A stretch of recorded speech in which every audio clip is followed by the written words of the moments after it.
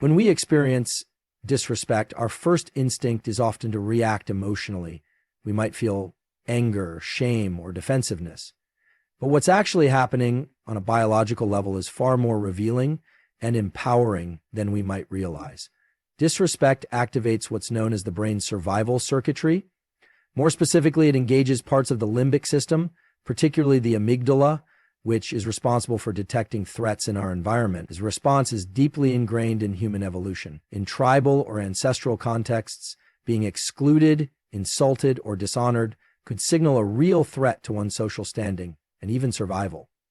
The modern brain still interprets these social cues as danger, which is why disrespect can feel so overwhelming.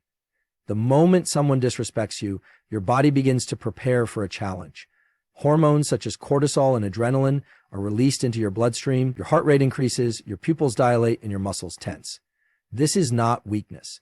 This is your biology, evolved to help you survive moments of perceived threat. The issue is not whether this reaction occurs, because it will, especially if you're sensitive, ambitious, or attuned to your social surroundings. The issue is what you do with it. Understanding that disrespect triggers a survival mechanism gives you a significant advantage. It means you can begin to approach those moments not just emotionally, but also scientifically and strategically. You are not too emotional or overreacting. You are having a neurobiological response to a social signal. That's normal. That's human. But here's the shift. Most people let that signal control their actions. The truly resilient learn to observe the signal, pause, and then choose their response. This is where power begins, not in dominance, not in revenge, but in the space between stimulus and response. That space is where your prefrontal cortex comes in. While the amygdala sounds the alarm, the prefrontal cortex can regulate it. It's the part of your brain that allows you to override impulses, make decisions, and think long-term. In order to shift from reactivity to control, you have to engage that part of your brain. One of the quickest ways to do that is through your breath. A simple physiological sigh, 2 quick inhales followed by a long exhale can shift your state from sympathetic, fight or flight, to parasympathetic. And this change doesn't just calm your nerves, it opens up access to your higher cognitive functions. Now, why is this important? Because when you're disrespected and you don't have access to your full brain, you will likely make a short-term decision that reinforces powerlessness. You might argue back, shut down, lash out, or retreat. But when you create space and engage your full capacity, you can transform the disrespect into data, information about yourself, about others, and about how to move forward.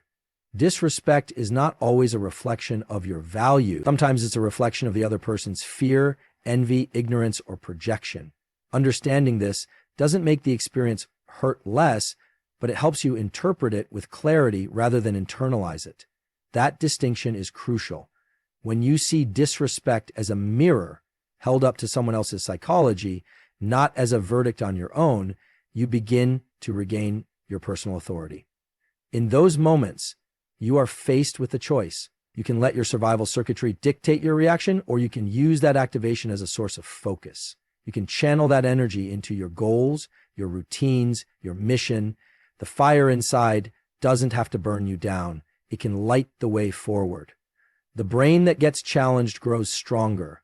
The person who gets disrespected and rises anyway becomes unshakable, not because they were untouched by pain, but because they understood it, processed it, and transformed it into power. When you feel disrespected, it's not just your emotions that flare up. It's your biology. The body shifts into a heightened state of arousal. Your heart beats faster, your breathing becomes shallow, your muscles tighten, and your thoughts start to race.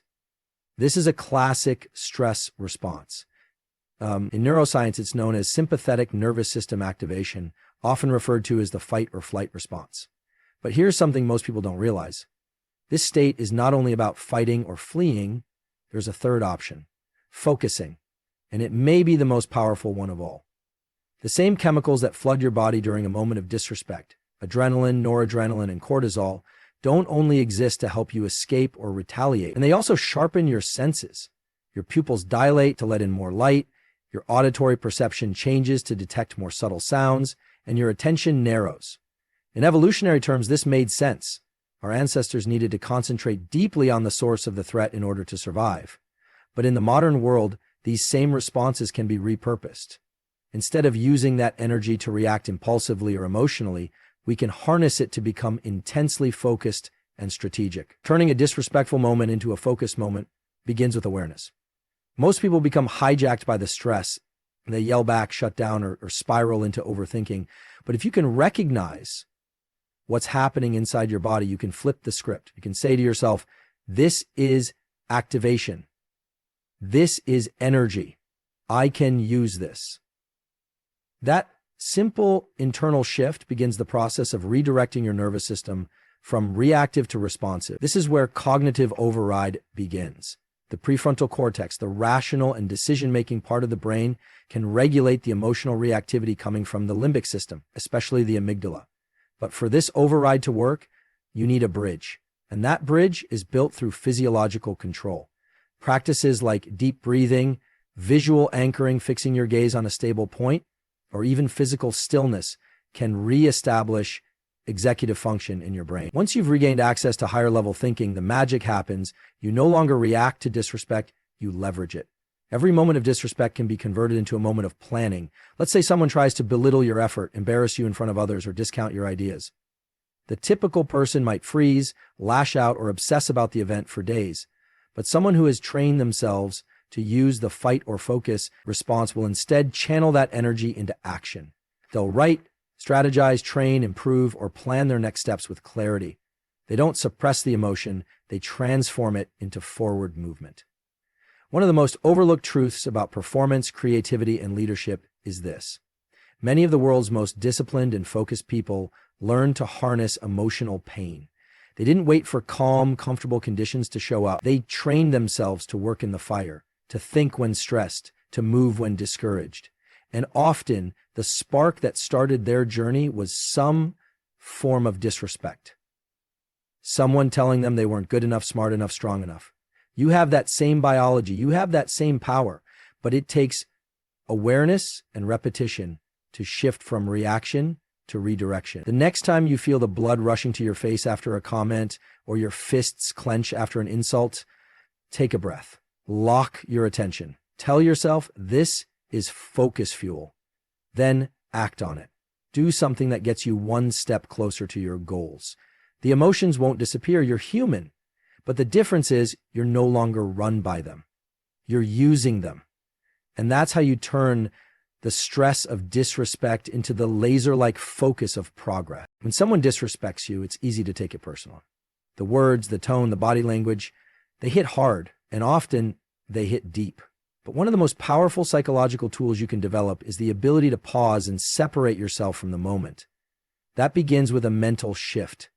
Reframing disrespect not as a final judgment on your worth, but as a form of feedback. And not all feedback is about you. In fact, much of it reveals more about the one giving it than the one receiving it. Human beings project constantly. People who feel insecure often mask it by trying to lower others. Those who feel unseen may interrupt, dismiss, or insult others to gain power in the room. And people who feel threatened by someone's potential might try to downplay their intelligence, creativity, or confidence. Understanding this pattern is essential.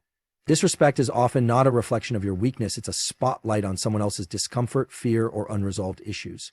If you absorb their behavior as truth about who you are, you let them define your identity.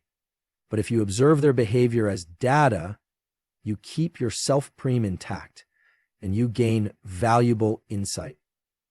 This doesn't mean all disrespect is harmless.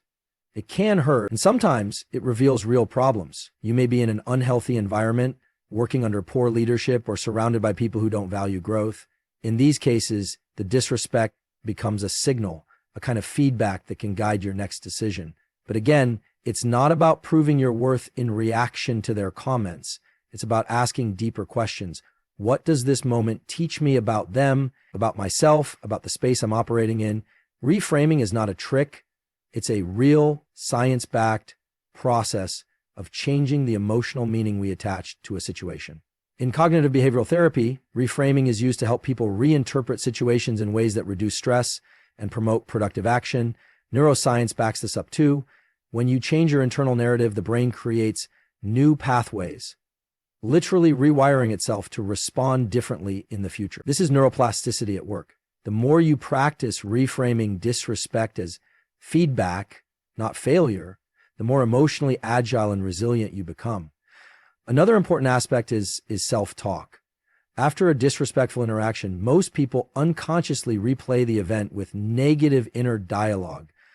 Why didn't I say something? Or maybe they're right about me. This kind of rumination reinforces self-doubt, but when you replace it with conscious, empowering questions, what was that really about? What do I want to do with this energy? You shift from victim to observer, and the observer holds the power. This doesn't mean you excuse all bad behavior or tolerate toxic people. Boundaries are important. Speaking up when needed is important. But the mindset you carry into those moments determines whether you stay trapped in emotional reactivity or move into growth and power. Every time you reframe disrespect as information, not as an injury, you gain psychological freedom. Think of it like this. Someone throws a verbal stone your way. You can either hold it and bleed from it, or you can study it, understand where it came from, and use it to build something better. That's what reframing does. It turns pain into perspective. It takes you out of the heat of emotion and puts you into the clarity of reflection. Disrespect is inevitable. In life, in relationships, in careers, it will happen. But what it means to you is up to you. That's where your control lies. You can't control how people treat you, but you can control the story you tell yourself about it. And when you choose to see those moments as feedback, not as evidence of failure, you take back your power, one thought at a time. The human brain is designed to adapt. It learns, reshapes, and rewires itself based on what we experience. This process is called neuroplasticity, and it's one of the most important principles when it comes to turning disrespect into strength. Every time we're challenged mentally, emotionally, or socially, our brain is given a choice. Either retreat into old patterns or build new, stronger ones. The uncomfortable truth is that the brain doesn't grow most during easy, affirming moments. It grows during stress, under pressure, and in the face of adversity. That includes being disrespected. When someone disrespects you, you may feel triggered, humiliated, or even paralyzed. Your nervous system recognizes it as a threat, and your brain lights up with activity. At this moment, if you respond with awareness, you can train your brain to rewire itself for greater emotional intelligence and resilience. This is not an abstract concept. Neuroplasticity literally means that your neurons, your brain cells, are capable of forming new connections. The more often you train yourself to respond to disrespect with clarity rather than chaos, the more your brain learns that this is your new default response. But here's the key. Neuroplasticity is use dependent. That means your brain changes in the direction of what you repeatedly practice. If every time you're disrespected, you fall into anger, withdrawal, or self-doubt, you're training your brain to repeat those reactions. But if you begin to observe the emotion, calm your breathing, engage your logical thinking, and respond constructively, you are creating new neural pathways. With repetition, these pathways become faster and more automatic. Over time, your reactions change, not because you suppress emotion, but because you've trained through it. Disrespect then becomes a kind of mental gym. It's uncomfortable, but it's also where the growth happens.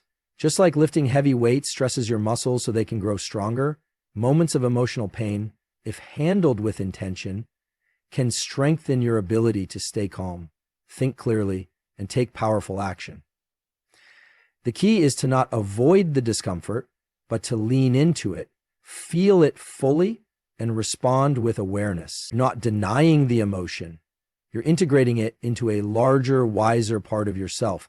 This integration is especially powerful when combined with reflection.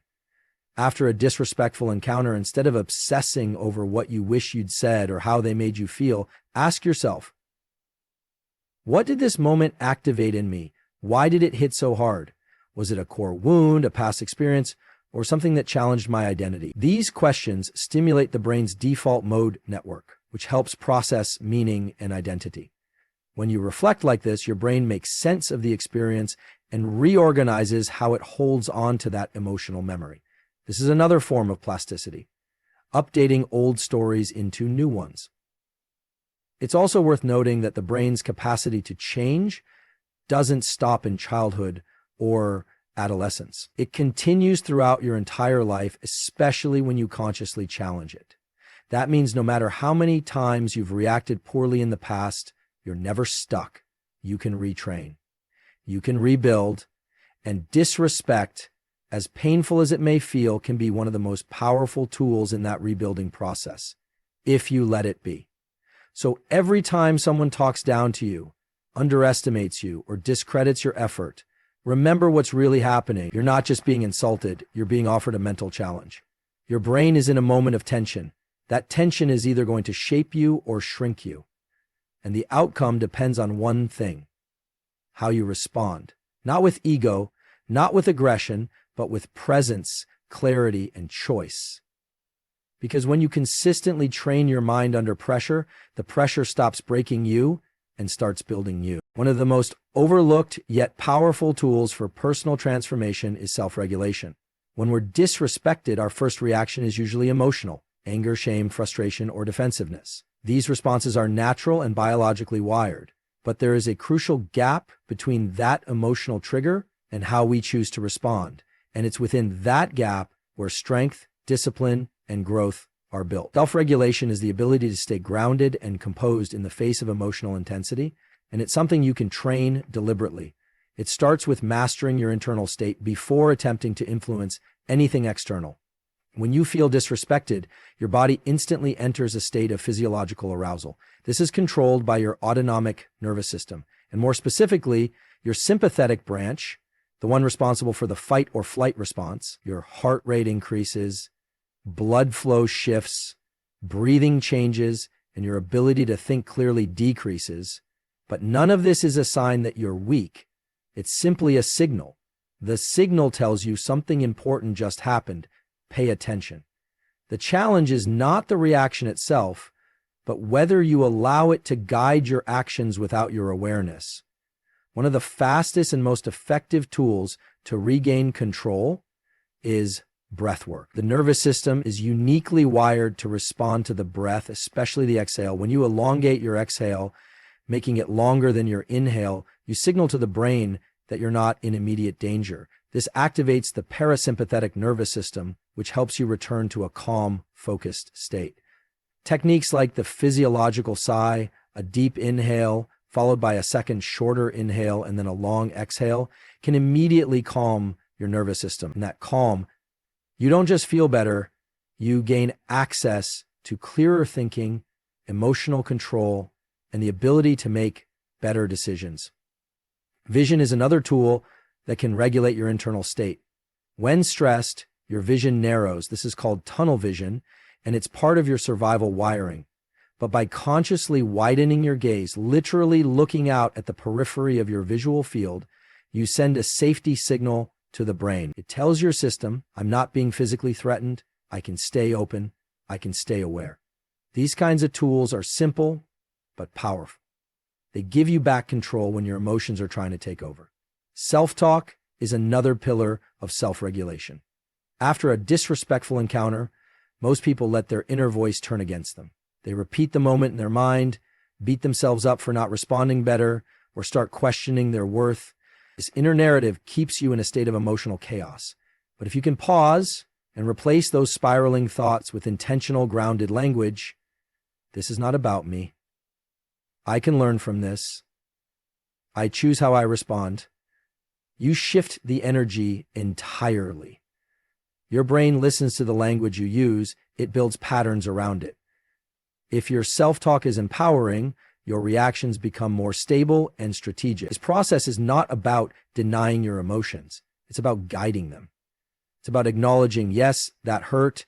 Yes, that triggered something in me, but I'm still in control.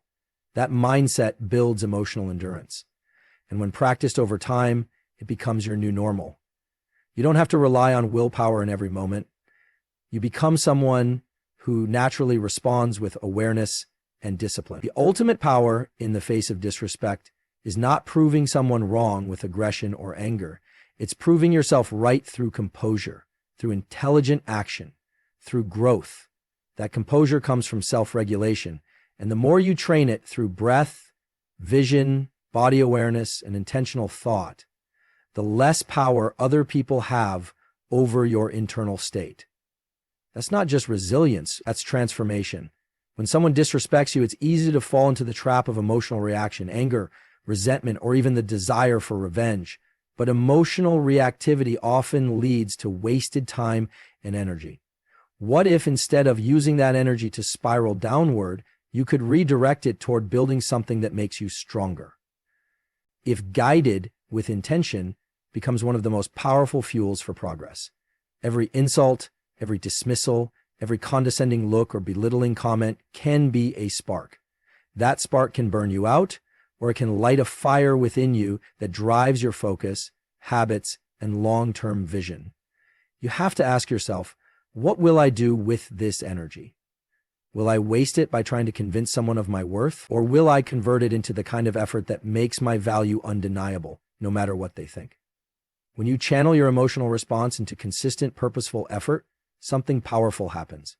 Your nervous system begins to associate pain not with collapse, but with momentum.